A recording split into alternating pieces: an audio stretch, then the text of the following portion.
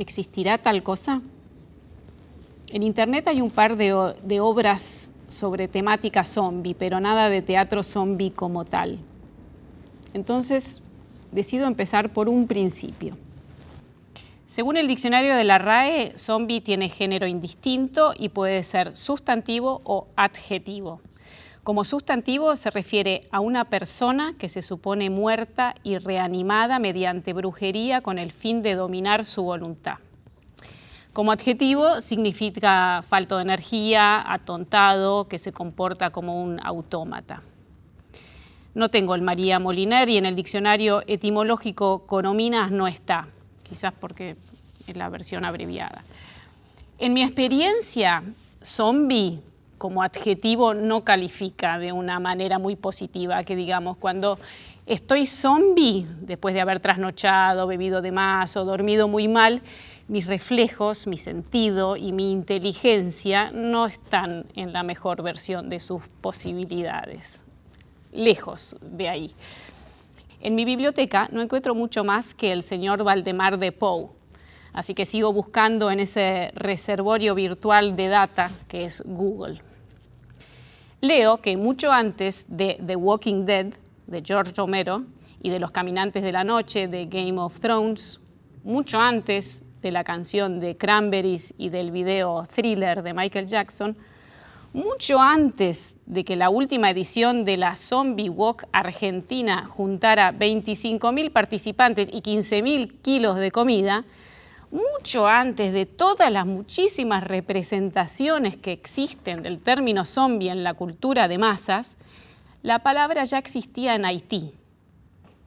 Provenía de voces similares existentes en distintas lenguas africanas de las regiones de Congo, Angola, Nigeria, Ghana y Gabón, y se refería a espíritus, cadáveres, demonios, cuerpos sin alma, personas catalépticas, cucos o retornados. Parece ser que estas fueron las regiones de África en que los traficantes europeos capturaron entre el siglo XVI y el XIX gran parte de los 12 millones de personas que vendieron en las Indias Occidentales para trabajar como esclavos en las plantaciones de azúcar y otros productos, y que las incuantificables ganancias del esclavismo llevaron a Francia e Inglaterra a convertirse en potencias mundiales. Holanda no se quedó atrás. No sé dónde quedó el teatro zombie, pero esta otra realidad me abduce. Así que la figura del zombie nace en este contexto, como producto del sincretismo entre el vudú y otras religiones africanas que traían los esclavos, cuyos rituales incluían pócimas mágicas provistas por los médicos brujos, y la educación católica a los que aquellos eran obligados a partir del siglo XVIII. Un zombie es un aparecido. Leo que ya en el siglo XX, el escritor y periodista William Seabrook visitó Haití durante la larguísima 20 años, ocupación de los marines norteamericanos, y en la novela The Magic Island describe a los supuestos zombies que vio trabajando por la noche en los campos de la Corporación Azucarera Haitiana Americana. Caminaban lenta y pesadamente, como autómatas. Sus ojos eran los de un hombre muerto, fijos, desenfocados, no miraban nada. De esa novela salió una obra de teatro y de la obra de teatro una película, White Zombies, en la que Bela Lugosi hace de hechicero vudú, que volvió blancos a los zombies originariamente negros. En algún otro lado leo que para Zizek los alineados zombies representan a la clase trabajadora. Y sí, las hipótesis más aceptadas determinan que el mito reproduce de un modo distorsionado la tragedia de los africanos arrancados de su medio, privados de su identidad y vendidos a los latifundistas blancos. El zombie es esencialmente un esclavo, un ser sin identidad, sin voluntad, atrapado en la existencia de un muerto viviente que trabaja sin cesar. Y entonces, ¿qué sería el teatro zombie? ¿Qué lenguaje teatral sería ese? No me imagino a alguien diciendo, estoy muy copada con un curso de teatro zombie que estoy haciendo. Aunque no tengo nada que ver, no puedo evitar recordar La clase muerta de Cantor, pero ahí todos esos maniquíes multiplicados y camuflados entre los actores le daban valor a lo vivo por contraste. O sea que nada que ver. No puedo tampoco evitar pensar en Artaud, en esa peste contagiosa de los muertos, y pienso en zombies comiendo cerebros y convirtiendo en zombies a quienes muerden. Pero en Artaud, la peste y la muerte crean forma viva, imprevisible, gratuita, y los zombies solo contagiarían falta de energía, atontamiento, pérdida de la individualidad, tendencia a la mecanización y explotación por parte de algún otro. Lo relaciono también con el postulado de Craig, de recuperar la marioneta y desprenderse del actor vivo, ya que el ser humano, con la imprevisibilidad de sus emociones y pasiones, pone en peligro la estructura homogénea y coherente de la obra de arte. Simbolismo puro, no encuentro manera de actualizarlo. Pero sobre todo me acuerdo de Augusto Fernández, hablando de lo verdadérico, hallazgo lingüístico de su invención en el que conjugaba las ideas de verdadero y cadavérico para referirse a cierta actuación supuestamente realista que copia en el modo de escanciar las palabras de su prosodia, las formas del habla coloquial. Un pensamiento que interrumpe una frase, por ejemplo, o la pausa de quien busca la palabra exacta en medio de una idea más extensa, son reproducidas en este tipo de actuación de manera mecánica y previsible, sin que el impulso del aquí y ahora sostenga esa partitura. ¿Un teatro zombie sería un teatro muerto? ¿Autómata? ¿Sin impulso? ¿Sin deseo? ¿Un teatro sin la principal característica de lo vivo? Es decir, sin la imprevisibilidad del acontecimiento. ¿Sería un teatro predecible en el que poco acontece verdaderamente? ¿Sería un teatro sin identidad que repite mecánicamente los gestos de la vida o de la cultura sin dejarse atravesar profundamente por ellas, sin reencarnarlas?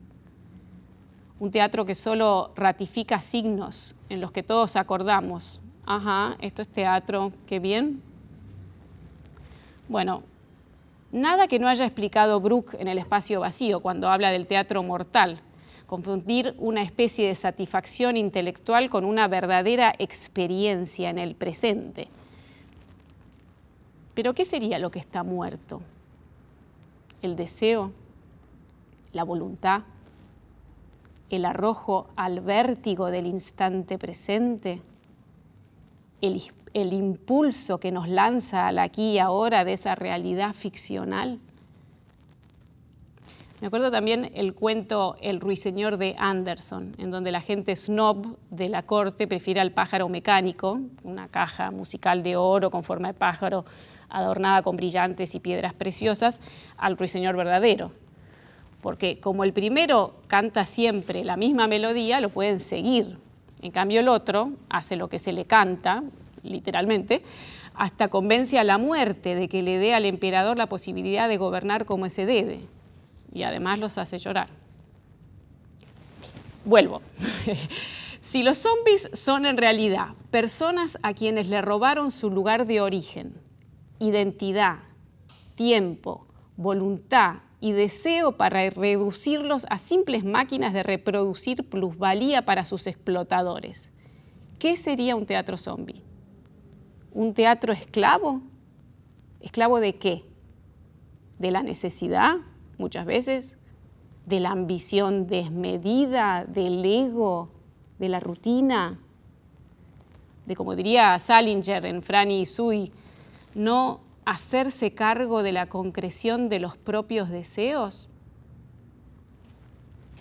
No lo sé, no hago más que extender las cartas que me tocaron y poner a fraguar hipótesis. Sí estoy segura de que el teatro zombie no se circunscribe a estéticas determinadas. No es privativo de géneros, estilos, épocas, obras, actores, actrices, directores ni directrices. A veces hay puestas en escena zombies que parecen vivas de lo maquilladas que están, como si Rico Díaz, el empleado latino de la funeraria de los Six Feet Under, hubiera hecho alguno de sus mejores trabajos. Y a veces también hay una función zombie. A veces hay momentos de actuación zombie. Algo fue dicho, pero no pasó por el cuerpo, no habitó esas tres bandas de la actuación de las que habla Brooke, sino que solo se reprodujo de manera muscular o sonora, un gesto, un rictus, una partitura vocal.